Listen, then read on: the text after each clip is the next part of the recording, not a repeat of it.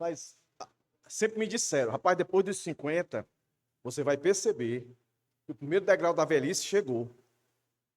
Antigamente eu tocava, cantava, dirigia culto e não sentia tão cansado, e hoje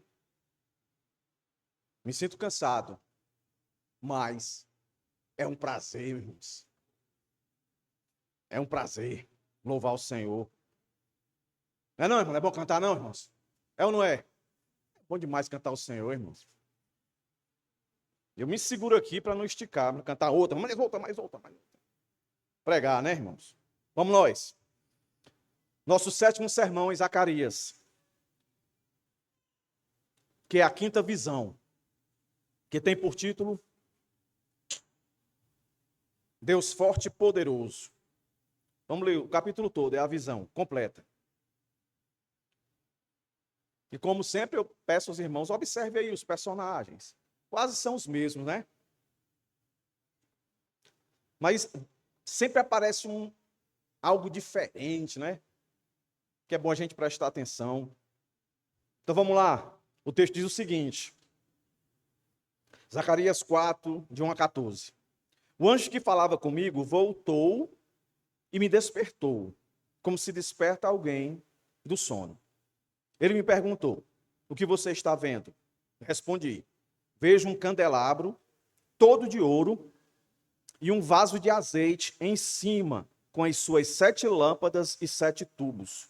Um para cada uma das lâmpadas que estão em cima do candelabro. Junto ao candelabro, vejo 2 oliveiras, uma à direita do vaso de azeite e outro à esquerda. Então perguntou o anjo que falava comigo.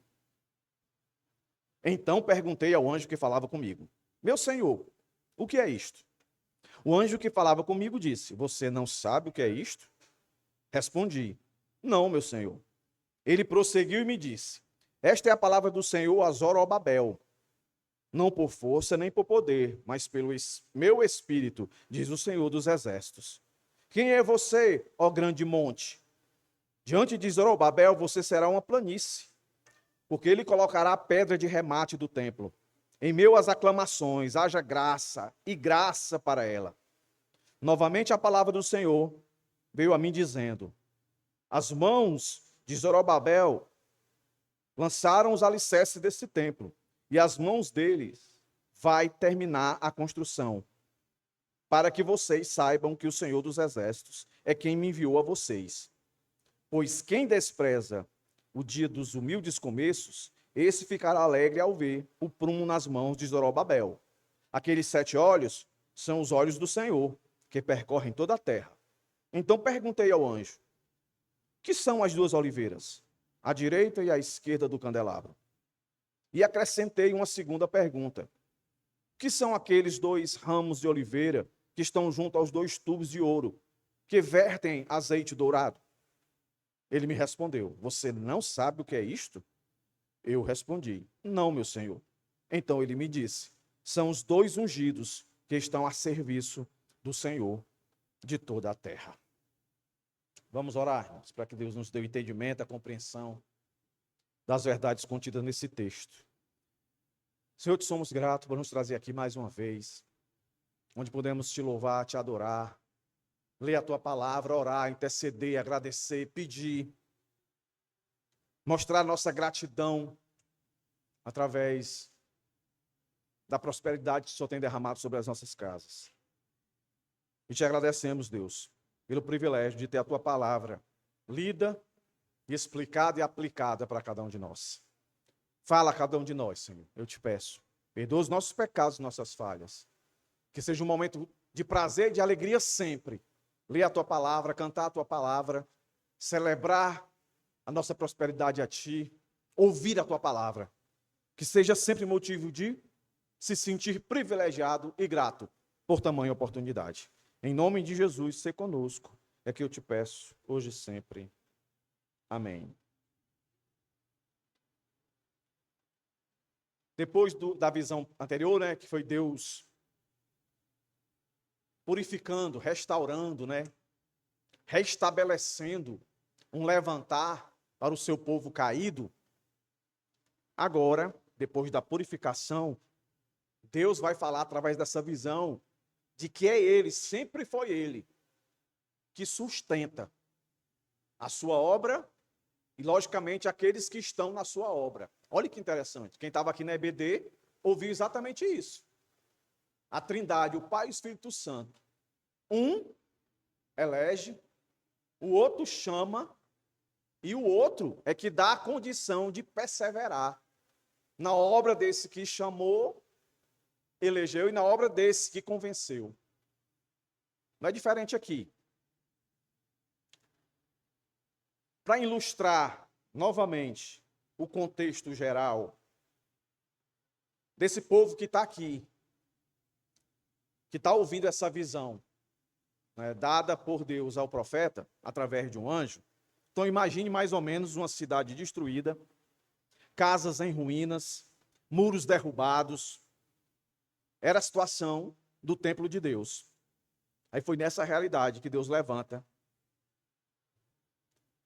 essa visão para dar a esse profeta um templo que para eles tinha um grande significado, que era a presença de Deus. Hoje para nós, não, a presença de Deus para nós é o seu Espírito em nós. Mas nessa época, a antiga aliança, o Espírito Santo ainda não tinha descido definitivamente para habitar no homem. Então a percepção de presença de Deus era o templo. E aí, mas o ponto é esse. Eles estão agora numa situação muito diferente. O templo, quando foi construído, foi sobre o templo de Salomão, o homem mais rico, mais poderoso, que ele tinha tanto o poder político, quanto tinha o poder religioso, para fazer o templo. Tanto que o templo de Salomão foi o mais lindo, o mais belo, fisicamente falando. Os outros que vieram não tiveram mais essa beleza. Mas nós aprendemos que o Senhor começou a mostrar que a beleza não deveria ser vista diretamente e simplesmente na estrutura física, mas naquele que habitava nela. Aí a situação agora é que esse povo não tem nem força política e muito menos religiosa. Eles são um povo que estão voltando de 70 anos no cativeiro. Por isso que Deus, na visão anterior, purifica Josué, o sacerdote, representando todo o povo, o perdão que Deus coloca de pé. E aqui você deve ter percebido, se repetiu por 3 vezes, um indivíduo chamado Zorobabel, que era o governo. Mas tudo isso vai se levantar, e é Deus que vai fazer isso. Então a mensagem central dessa passagem da visão, meus irmãos, é o verso 6, onde está, na parte final, que diz: não por força, nem por poder, mas pelo meu Espírito, diz o Senhor dos Exércitos. Não é por força humana, nem política, nem religiosa, diretamente. Mas é através dele, do poder dele. E é exatamente, meus irmãos, a divisão do texto, para ficar de melhor entendimento para os irmãos. Como é que ficaria essa divisão do texto? Está aí, ó. A obra é dele, o cumprimento dessa obra é dele, e o sustento dessa obra é dele. Está tudo aqui. E tudo isso daí nós vamos perceber baseado na visão que Deus dá a este homem. E a visão é o quê? Está do verso 1 até o verso 3, que está dentro do nosso primeiro ponto. A obra é dele. Então vamos ler aqui e ter algumas percepções. Primeiro, Deus mostra e depois ele explica. Aí perceba, é algo bem racional. Por que eu estou dizendo isso? Porque normalmente as pessoas, quando vão falar das coisas de Deus, falar das coisas de Deus é falar de coisas espirituais, está correto. Mas normalmente as pessoas entendem coisas espirituais como algo assim que tem que ser sobrenatural. Entendeu? Que tem que ser algo assim que cause algum impacto. Sei lá, que a pessoa caia, que a pessoa chore, ou que a pessoa veja alguma coisa. Qualquer coisa desse tipo. Mas aqui, como todas as visões, não. A visão que Deus dá é para um profeta. não é para o povo todo. E o profeta transmite isso aí, literalmente, assim como eu estou fazendo com os irmãos. Então, o que é que o Senhor quer priorizar? É um evento? É uma emoção por emoção? Não. Entendimento. Por isso, se você percebeu, todas as visões. Primeiro ele mostra a visão, depois ele vai explicar e depois se aplica essa visão para eles e para nós aqui. Então, olhe o que é que a visão, o que é que essa visão é. Tá aí, ó. O anjo está falando com o profeta, mas o profeta está dormindo. Aí o texto diz que ele foi despertado. E o próprio texto explica, né? Ele foi despertado como se alguém que estivesse com sono. Ó, lembre-se, todas essas visões são 8. Nós estamos na visão 5. Todas elas foram dadas na mesma noite para o profeta. Alguns comentaristas dizem que esse despertou e esse despertar não está aqui à toa. Está querendo dizer que foi muito enfadonho, foi muito cansativo. Cansativo para esse profeta ver todas essas visões. Ele tinha acabado de ter uma sobre purificação. Vou colocar uma túnica, uma veste limpa em você. Era a quarta já. E quando chega na quinta, tem essa percepção aqui que ele está dormindo. Ou seja, ele está cansado. A presença de Deus, ela exige esforço. Mas por mais impetuoso que seja um homem, ele sempre vai depender de Deus. Até para ouvir Deus. Esse despertar aqui não é à toa. É para dizer que quando Deus quer falar, ele vai despertar. Não se preocupe, no tempo e no momento certo ele vai despertar.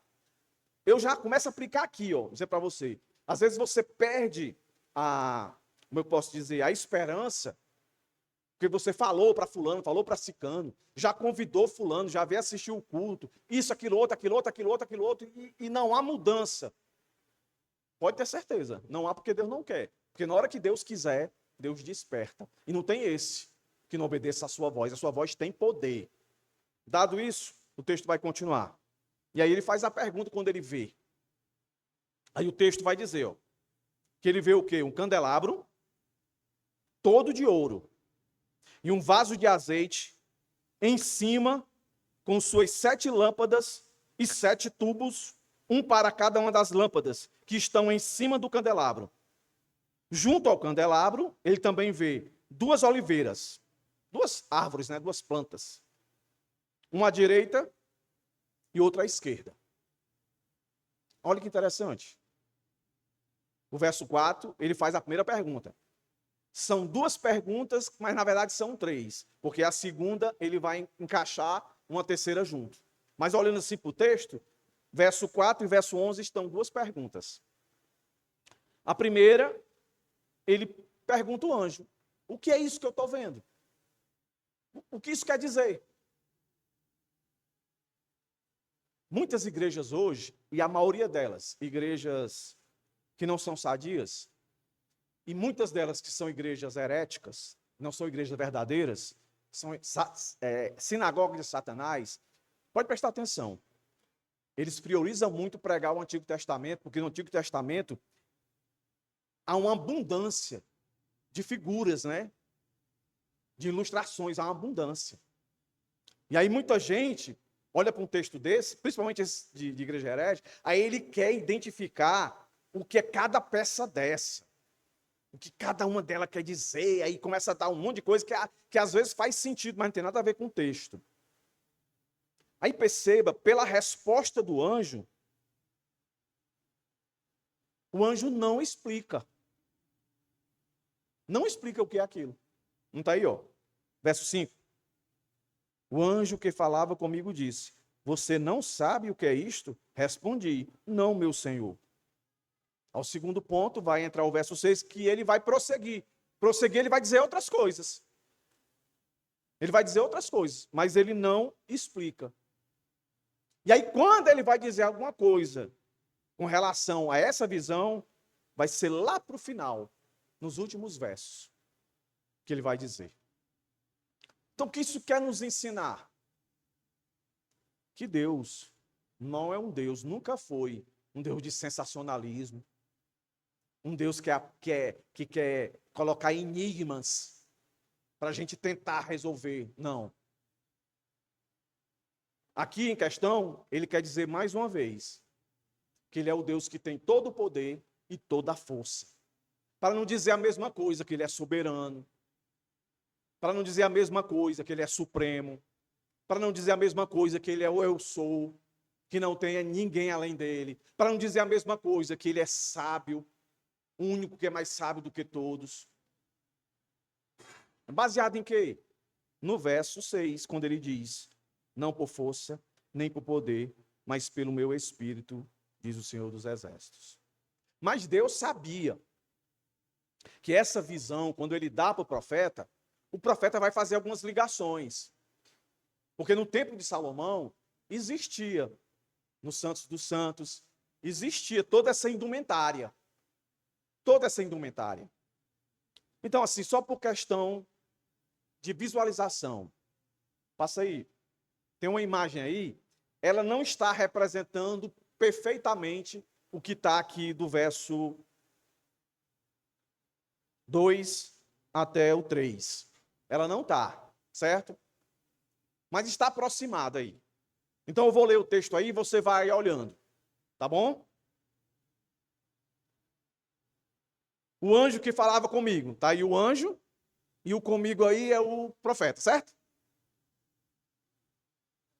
Aí ele vai e diz: o que é que você está vendo? O anjo pergunta. Aí ele diz: um candelabro todo de ouro. Tá vendo aí? Um candelabro todo de ouro. E um vaso de azeite em cima. Tá vendo o vaso de azeite em cima?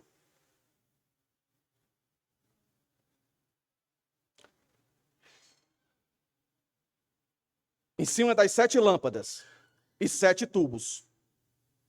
Aí se você contar direitinho aí, só tem 6 velas, né? É porque a 7ª é para estar no centro ali. E aí a inteligência não me ajudou quando eu pedi para ela fazer. Tentei várias vezes, só piorava, eu digo, vai ficar essa daí mesmo. Não tenho mais tempo não, entendeu? Mas no meio tem uma vela acesa, irmão. Ela tá aí, é porque o bicho é doido, não quis botar. Tá certo? Entendeu aí? Aí continuou. Junto ao candelabro, vejo 2 oliveiras. Tá aí, ó. Uma à direita e outra à esquerda, ó, que é exatamente como ele está dizendo aí. Então, de forma ilustrativa, mais ou menos exato, essa é a visão que o profeta teve, que vocês estão tendo agora. Tá vendo aí? Primeira mão, vocês estão tendo a mesma visão na íntegra, com algumas, né, considerações do profeta. E o que isso quer dizer? O que isso quer falar? Vamos lá. Tira daí para o pessoal não ficar acostumado com essas coisas. Essa foi só hoje, viu, irmãos? Não vai ter mais isso, não. Voltar, é. Beleza. Então vamos lá. O que é que isso quer dizer? Candelabro dá a ideia de que é o povo de Deus. E no futuro, que entra nós, a igreja. O azeite, o Espírito de Deus. Tudo isso nós vamos confirmar. Estou só adiantando para vocês. Vamos confirmar isso. Os tubos dá a ideia de suprimento contínuo. Certo? As oliveiras, se você bater o olho no último verso, ele vai dizer que são os 2 ungidos que estão a serviço do Senhor. E aí não tem outra percepção, a não ser Josué e Zorobabel. Tá certo? Não tem outra explicação, são eles. Mas o grande ponto aí, que se associa a tudo isso, é o que está no verso 6. Não por força, não por violência ou não por poder, mas pelo meu espírito. Então essa visão aí, ela vai ensinar, e nós vamos ver isso, que a obra de Deus não depende de força humana. Deus sustenta a sua igreja pelo seu espírito, representado pelo óleo. E ele levanta servos, capacita, conduz para essa obra. Entendeu? Então, nesse primeiro ponto, o que é que a gente pode refletir aqui? Perceba, a visão foi dada, mas ela não foi explicada. Eu estou dando o entendimento para os irmãos pelo estudo que vem em seguida. Então, o que é que a gente pode entender até aqui? Simples. Eu tenho entendido que a obra de Deus não depende da minha força pessoal. Eu compreendo isso. Está muito ligado com o que nós aprendemos aqui em Efésios. Estou confiando mais nas estratégias humanas ou na ação do Espírito de Deus? Método. Entendeu? Quando o método vira o fim, ferrou. O método tem que ser sempre o meio, não o fim. Terceiro, reconheço que todo entendimento espiritual vem da presença do Senhor, do encher do seu Espírito em nós, e não por simplesmente uma capacitação racional por si só, mas é a capacitação de raciocínio racional, também com a ação do Espírito Santo para nos fazer enxergar e ver. Então, quais são as aplicações aqui, nesse primeiro ponto, para a gente considerar? O povo de Deus não existia pela força da sua religiosidade ou por apoio de qualquer liderança política. Sempre foi pelo poder e pela força do Senhor. Assim também como a igreja. Se você prestou atenção na EBD, lá no texto, aparece 2 vezes a vontade, o mistério da vontade de Deus, e a outra expressão também, sempre dizendo que tudo é a vontade dele. Então a igreja, assim como o povo nessa época, ela não veio a existir e se manteve existindo pela força de um poder religioso, de um homem levantado por Deus, ou de um homem religioso e de um político, de um governo, por si só não. Por um governo que era ungido por Deus, por uma liderança que era ungida por Deus. E muitas lideranças que se levantam, mas não são ungidas por Deus. Entendeu? Então, à luz dessas informações, meus irmãos, a gente chega ao ponto principal, que não é nada novo para nós. Povo, igreja, é do Senhor. Ele criou, ele que sustenta. Por isso, meus irmãos, não tem nada. A única pessoa que poderia destruir o povo de Deus por completo, a igreja de Deus hoje por completo, seria o próprio Deus. Mas ele não faz isso porque ele está amarrado à aliança que ele fez.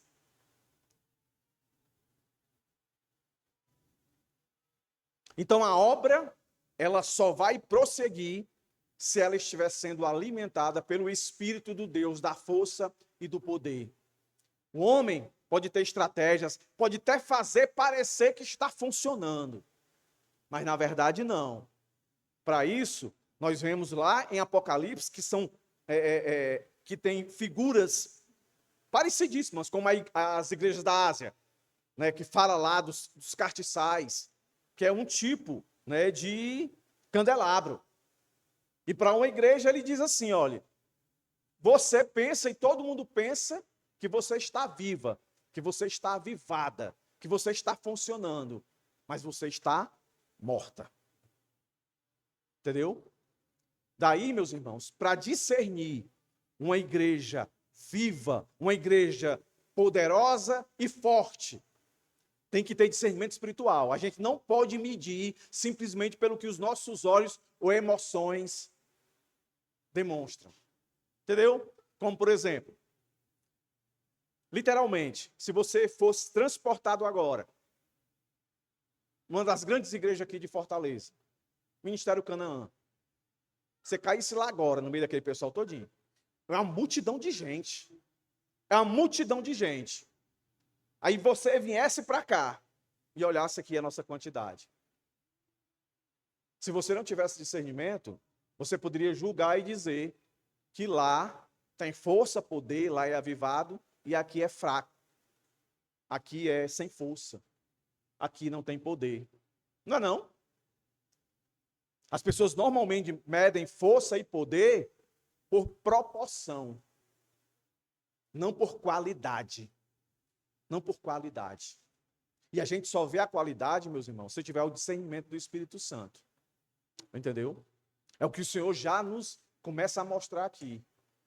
Em outras palavras, era como se Deus estivesse dizendo para esse povo, assim, olha, se fosse depender de vocês mesmos, vocês jamais conseguiriam ser o povo da qual eu sempre quis que fosse.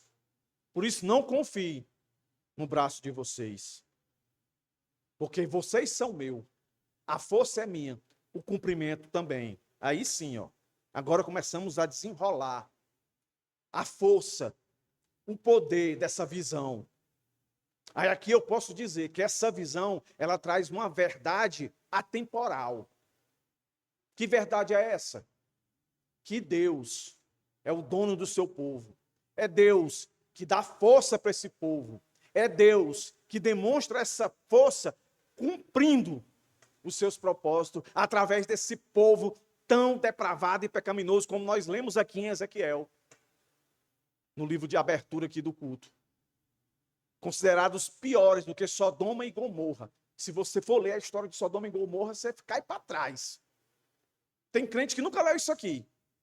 Aí ele vê algumas aberrações, depravações sexuais. Hoje ele diz assim, Deus está perto de vir mesmo. O mundo não está prestando, não. Vá ler Sodoma. Vá ler a história lá, Sodoma e Gomorra. Você vai cair para trás do que acontecia ali. E Deus, nós lemos em Ezequiel, dizendo que o povo dele estava fazendo pior. Pior. Aí agora, para esse povo, que é tudo o mesmo povo, em épocas diferentes, Deus está dizendo, a força de vocês é minha. Vocês vão cumprir exatamente tudo que eu quiser. Mas isso não quer dizer que foi fácil, né? Foi abaixo de muita surra, muitos açoites. Mas o texto aqui para a gente vibrar é esse aqui. Que mostra total impotência nossa. E total poder dele. Olha o que ele vai dizer aí, ó. Aqui é o centro da visão. O anjo não responde, verso 5. Porque o anjo no verso 5 diz, você não sabe o que é isto?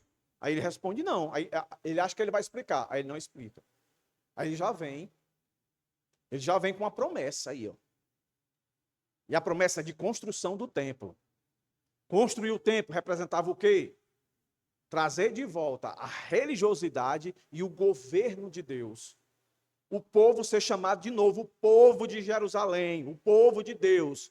Agora eles eram conhecidos como povo exilado. Entendeu? Aí o texto vai dizer isso, ó. Ele prosseguiu e me disse, não me respondeu. Esta é a palavra do Senhor a Zorobabel. Foi um governo. Esse Zorobabel, ele faz parte da linha genealógica de Davi. É dele que vai sair o Messias no futuro. Esse Zorobabel. Aí o texto diz, não por força, nem por poder, mas pelo meu Espírito, diz o Senhor dos Exércitos. Quando o Senhor diz aqui, não por força, essa palavra força aí está querendo dizer assim, ó, não vai ser por exércitos. Faz um paralelo à época de Salomão. Salomão tinha exército, Davi tinha exércitos.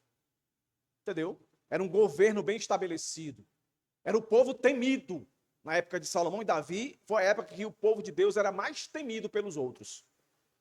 Então essa palavra força remete a tudo isso. Então assim, ó, não vai ser com força de exército. Certo? Não vai ter aquela imponência toda da época de Salomão. Esqueça disso. Esqueça disso. A experiência foi horrível. Porque Davi se corrompeu, né? Ele contou, fez um censo lá, achando que tudo que estava acontecendo era ele que estava fazendo. Era o exército dele. Sempre foi Deus. Deus já sabia. Aí Deus vai e diz, ó, não vai ser por força, por exército.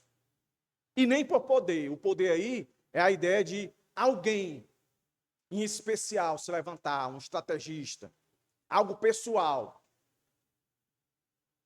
Não. Vai ser por forma simples.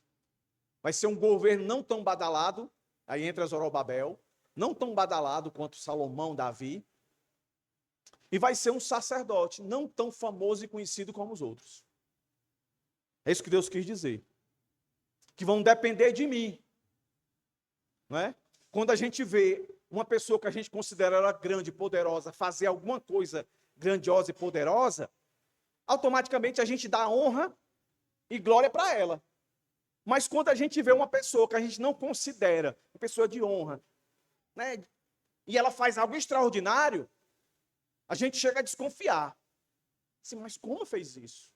A gente não consegue achar capacidade nessa pessoa. O texto está querendo que a gente veja assim, que a gente, por mais que a obra cresça, que a obra ela tem o seu cumprimento, a gente jamais deve achar que é a gente. E olhe como isso faz muito sentido nos nossos dias de hoje. Porque de uns 20 anos para cá, o que a gente tem mais visto, e eu participei em um período de 2 anos de uma igreja, que um determinado pastor, em um determinado país, se não me engano, Colômbia, teve uma visão de Deus. Deus deu para ele uma visão que ele tinha que transformar a igreja em células, aí tal de G12. E aí a igreja desse homem cresceu tanto que ele começou a fazer, foi culto em estádio, porque não cabia mais nas igrejas. Era a multidão. Eu me lembro, na igreja que eu era, o pastor foi fazer uma visita lá, viu aquele negócio, aí trouxe o modelo e aplicou. E a igreja começou a crescer. Vendeu um terreno que tinha aqui, uma igreja mais ou menos do tamanho dessa, um pouco maior. Aí foi para uma quadra de esporte e foi crescendo. Depois foi para um lugar maior, crescendo. E se você perguntasse para qualquer pessoa, para mim na época, o que é isso aqui? Um avivamento. Mas quem é o poderoso? Quem é que está fazendo tudo isso aí? Dificilmente alguém dizer, era Deus. É o pastor, aí dizia o nome do pastor, é a estratégia, é o modelo. E aí, o fim da história. A igreja se dividiu, o pastor adulterou. Hoje não existe mais. Muita gente que frequentava nessa época, hoje estão tudo desviada. Então, comprova-se que não foi força e nem poder de Deus. Foi força e poder da estratégia do homem. E provou que não era de Deus porque não se cumpriu, né? Não deu cumprimento, não continuou, se findou. Por quê? Porque foi na força e no poder do homem. Eu já disse isso e vou repetir aqui para os irmãos. É verdade o que eu estou dizendo. Não é difícil crescer igreja. Não é difícil crescer igreja. O difícil é fazer a igreja crescer no indivíduo. E quando eu digo a igreja crescer dentro do indivíduo, são os preceitos, os mandamentos, as ordenanças do Senhor. Isso que são difíceis.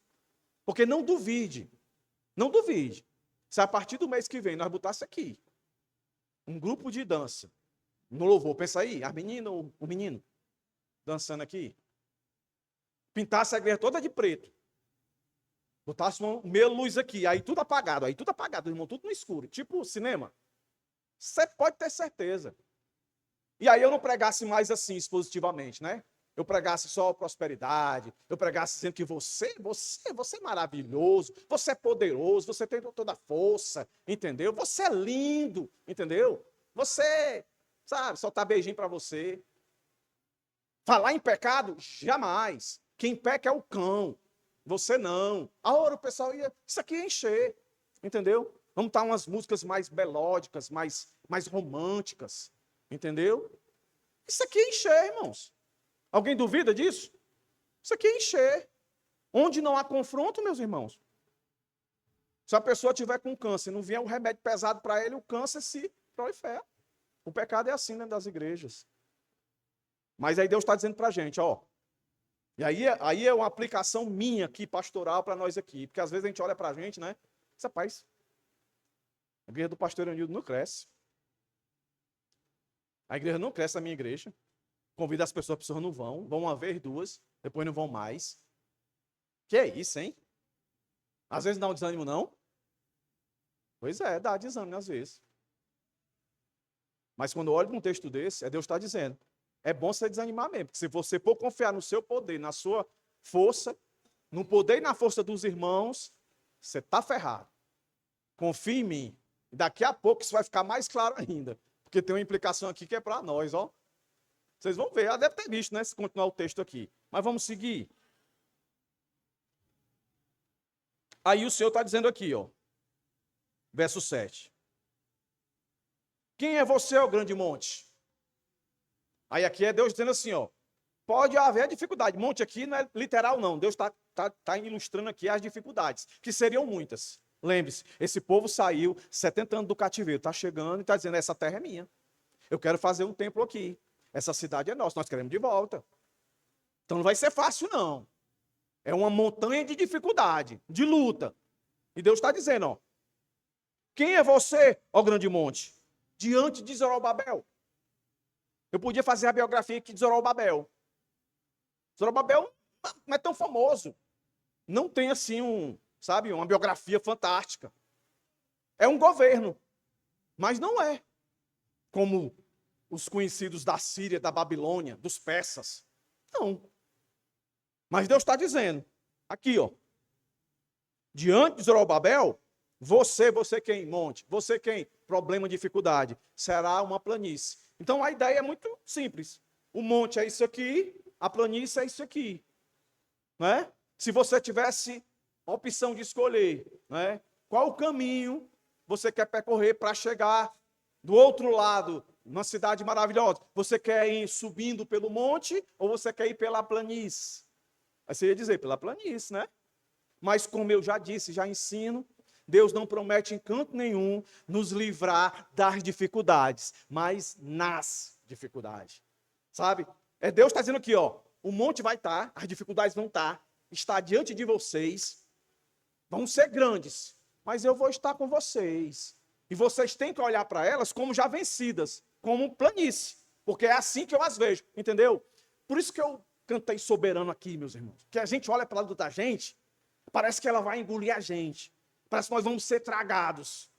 Aí Deus está lá, do trono dele, dizendo assim, olha, na sua perspectiva ela é muito grande mesmo.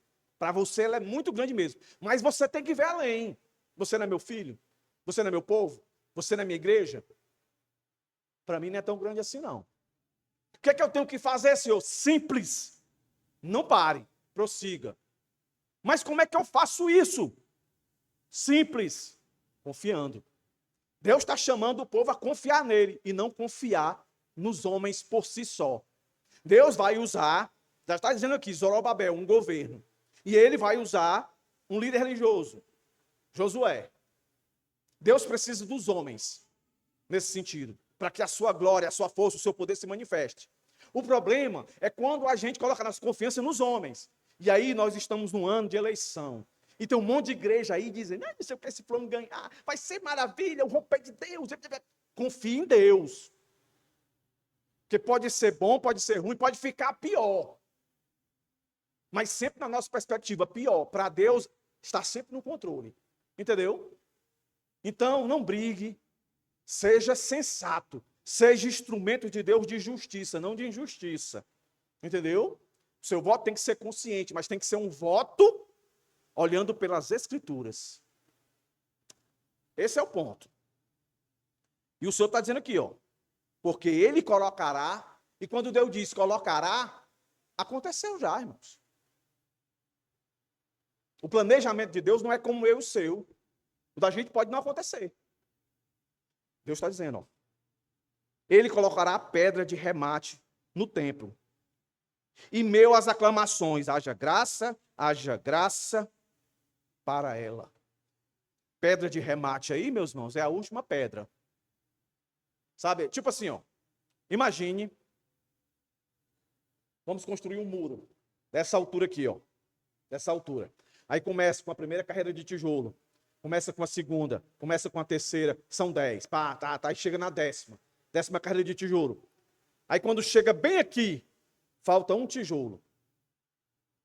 O muro está pronto? O muro está pronto, irmãos? Aí quando a gente bota o último tijolo, agora o muro ficou pronto. Pronto, é isso que está dizendo. Quando Deus diz assim, ó, Ele colocará a pedra de remate, a última. Então quer dizer que a obra é garantida ser feita. E vai ser feita por quem? Encabeçada por quem? Por Zorobabel, o governo, e por Josué, o sacerdote. Mas quem é a força? Quem é o poder? Olha o que o verso 6 diz. Não por força nem por poder, mas pelo meu espírito. Nem por exércitos, nem por homens altamente instruídos. Vai ser por mim. A glória é toda minha. Toda minha. E eu tenho aqui duas ilustrações para mostrar que quando Deus quer fazer, Ele faz. A primeira delas, ilustração, é a queda do muro de Jericó. Quando Israel chegou a Jericó, a cidade tinha muros enormes, aparentemente intransponíveis. Humanamente, o povo não possuía armas suficientes, estratégia militar, experiência de guerra, não tinha um governo ali. Mas Deus ordena algo em comum. Dão lá 7 voltas. Josué 6:3. Aí toca a trombeta. Foi o que aconteceu? Caiu tudo. E o povo tomou. Não foi pela força do exército, não foi por estratégia militar, foi pela intervenção de Deus. Deus cumprindo aquilo que ele disse. Ilustra perfeitamente. E uma outra história também que se encaixa aqui é de Gideão. Quando Gideão enfrentou os midianitas, Deus reduziu o exército de 32 mil homens apenas para 300. Aí você percebe aí? É Deus querendo mostrar que é Ele que está fazendo. Que para Ele não é problema nenhum. Pode ser a planície maior que for. Pode ser a planície chamada Jericó, caiu. Pode ser o exército medianita, planície, caiu. 32 mil é muito, é muito, é muito. E se você ler o texto de Gideão, é exatamente isso. Mas por que eu vou baixar? Para quando vencer, vocês não digam que foi no braço de vocês. Foi no poder e na força de vocês. Entendeu? Aí, parafraseando para nós aqui, derrubar os muros de pecado que separam, né, o seu pai e a sua mãe, de reconhecer Jesus como seu salvador. Aí você pregou, o seu pai se converteu, a sua mãe entregou sua vida. Aí a glória não é sua, não. Eu falei bem direitinho, eu estudei, eu falei isso. Não, beleza, isso não é errado, não. Mas a glória não é sua, é porque Deus quis romper aquele muro. Entendeu? Como não é glória, às vezes as pessoas dizem, né? Fulano é avivalista. Todas as vezes que ele vai pregar, centenas e milhares de pessoas se convertem. Mas não deveria terminar assim. Se convertem porque Deus, com poder e força, usou. Deus. Normalmente é assim que as pessoas pensam. Não é assim que as pessoas anunciam. Coloca a glória para a pessoa. Deus não divide a glória dele por ninguém.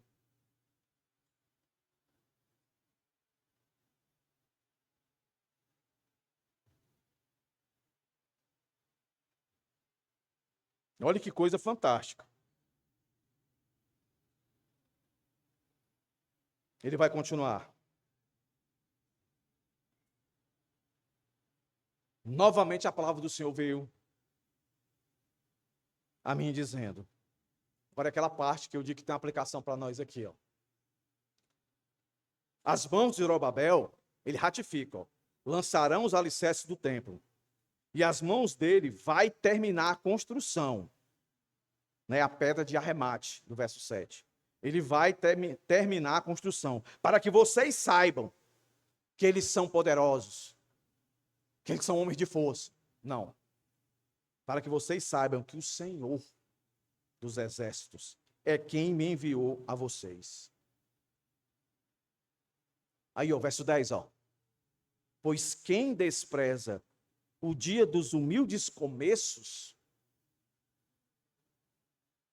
esse ficará alegre ao ver o prumo nas mãos de Zorobabel. Aqueles 7 olhos são os olhos do Senhor que percorrem toda a terra. Olha que interessante isso aí.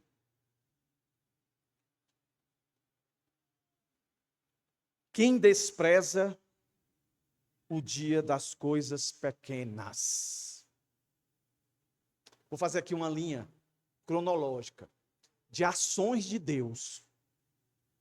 E todas essas ações estavam entrelaçadas em um roteiro para que a salvação de Deus viesse para mim e para você. Então presta atenção. A promessa que foi dada a Abraão. Em ti serão benditas todas as famílias da terra. Não é de Abraão que saem as 12 tribos? Não é não? Não é lá em Hebreus diz que Abraão é o pai da fé? Não é não, irmãos? Agora começou como? Essas 12 tribos. Alguém tinha que nascer, né, irmãos? Quem nasceu? Isaac. Quem era Isaac? Filho de Abraão, de um rei e de uma véia. Abraão. Abraão era rei? Era famoso? Não. Como foi todo o contexto do nascimento de Isaac? Um negócio, humanamente pensando, totalmente incoerente. Como é que pode um velho desse, uma velha dessa, ter um filho? E nesse filho é que vai sair a linhagem, que vai vir o Messias, o Salvador prometido, lá em Gênesis 3,15. Faz sentido. Mas fez. Não fez? Aí tudo acontece, Isaac nasce, depois veio Jacó, e vai a sequência. As 12 tribos e tal, toda a história que vocês sabem.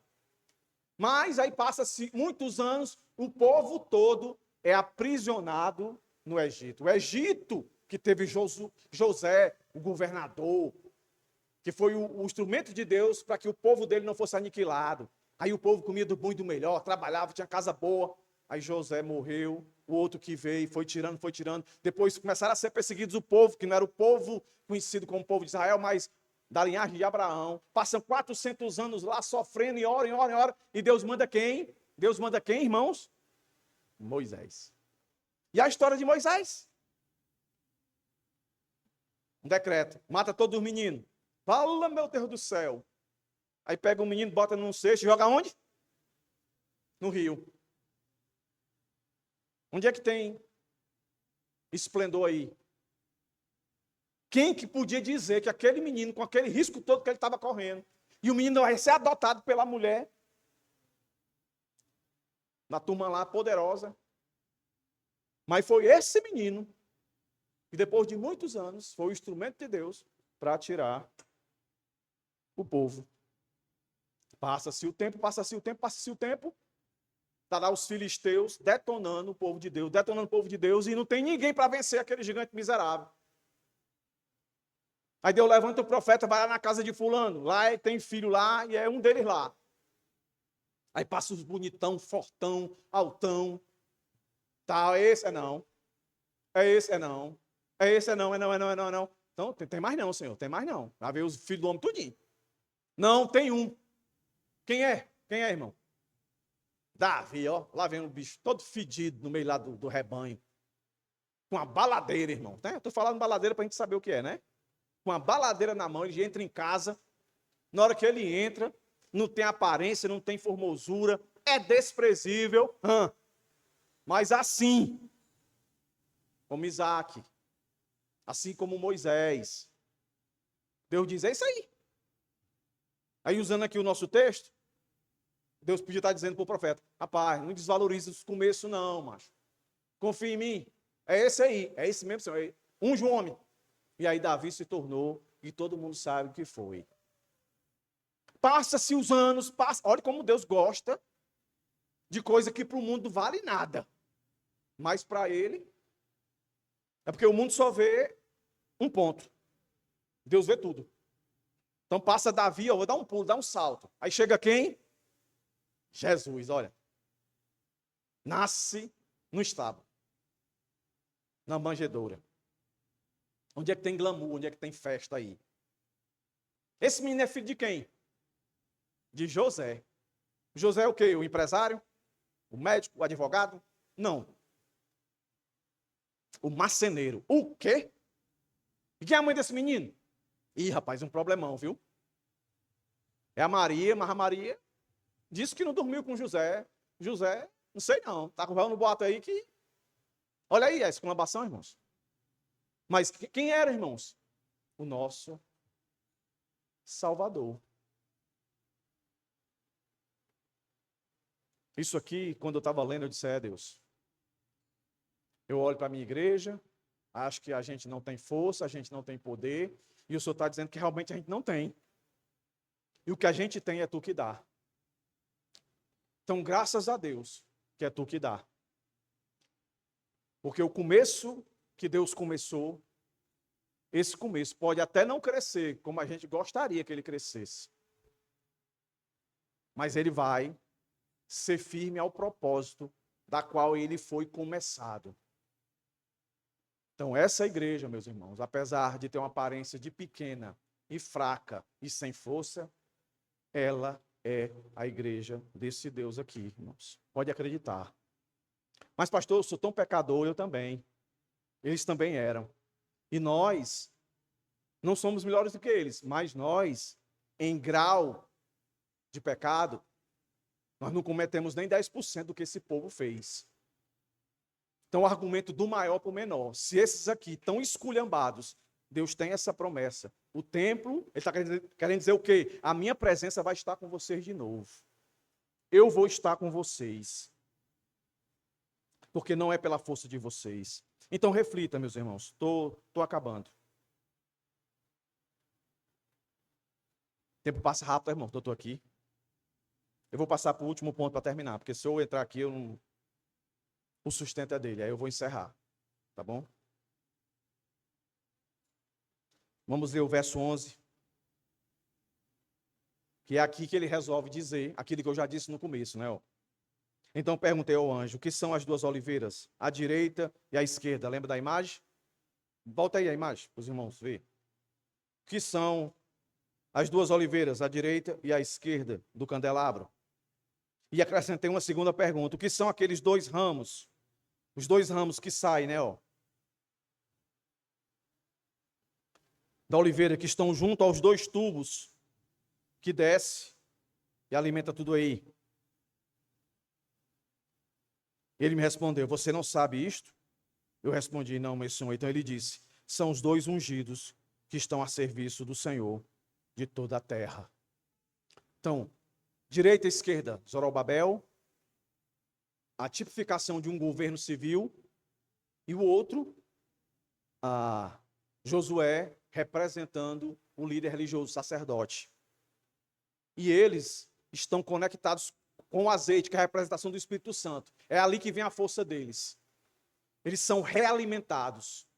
Os tubos dão a ideia de um reabastecimento contínuo, que é um paralelo com o que diz em Efésios, meus irmãos, enchei-vos do Espírito Santo, sabe? Porque quando eles olham para essa figura, essa imagem, eles vão lembrar que esse azeite que era colocado para a lâmpada acender, ele tinha que ser removido, ele tinha que ser colocado, senão a vela apagava. E se você prestar bem atenção na figura que não está 100% literal como está no texto, mas a ideia é de que é algo que essa chama nunca vai apagar. Ela está sendo realimentada. Por quem? A priori, quando você olha para a imagem, pelas duas videiras que estão aí, né? Pelas duas, que são essas duas pessoas que eu citei. Mas quem é que está capacitando elas? É o Deus da força e do poder. Então Deus está dizendo, agora, olhe para a figura, não é Josué, não é Zorobabel em si, que está sendo luz, que está demonstrando a minha presença junto com o meu povo. Sou eu que alimento, realimento, sou eu que dou força, sou eu que dou poder. É um paralelo, meus irmãos, com o Novo Testamento. Portanto, na visão de Zacarias, o simbolismo todo é o povo de Deus sendo como um luz, testemunha para os povos que ali vão estar. Assim como o candelabro ilumina o tabernáculo, Deus quer que seu povo brilhe no meio do mundo, quer que a sua igreja brilhe no meio do mundo. Como diz lá em Apocalipse 1:20, que usa essas mesmas figuras de linguagem. Então, o povo de Deus existe, não por existir por si só, mas para manifestar a glória de Deus, a luz de Deus, a verdade de Deus, a salvação. O vaso reservatório de azeite. Na Bíblia, o azeite frequentemente simboliza o Espírito de Deus. Então, a ideia aí é que a luz, o povo de Deus, não vem da sua capacidade humana, não vem dele mesmo, vem do próprio Deus, do Espírito do Deus que sustenta. Os tubos são os meios, a ação de Deus contínua, que depende dele, é ele querer, não simplesmente nós queremos. Quando ele quer, ele faz. Então, qual é a conclusão, meus irmãos? Por isso, essa ordem. A reconstrução do templo, fica claro aqui, que Deus está deixando claro, que não depende da força humana, mas do seu poder. Porque ele deixa bem claro, nessa época e para todas as épocas, que a obra é dele, o cumprimento é dele, o sustento é dele. Então, qual é o desafio para nós aqui? Uma última aplicação para a gente encerrar. A gente deve vencer a oposição, o cansaço, a frustração, resultados aparentemente pequenos. Porque essa luta não é nossa, é do próprio Deus. Não é por nossa força. Se for por nossa força, a gente vai cansar, a gente vai desanimar mais do que necessário. Então, em uma palavra, meus irmãos, é confiar. É confiar. O texto dessa noite nos chama a isso, a confiar. Às vezes você diz assim, eu não tenho forças. Você não tem mesmo, não. Ah, eu não tenho habilidade. Tem mesmo, não. Agora, o que você precisa saber é que Deus tem toda a habilidade, toda a força e todo o poder que você precisa. Você só precisa dizer, Senhor, eis-me aqui, me ajuda. Vamos ficar de pé. É a única coisa que você pode fazer.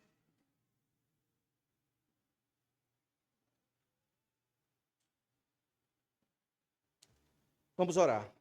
Senhor, muito obrigado por essa noite. Muito obrigado mais uma vez por nos trazer aqui. Nos leve em paz.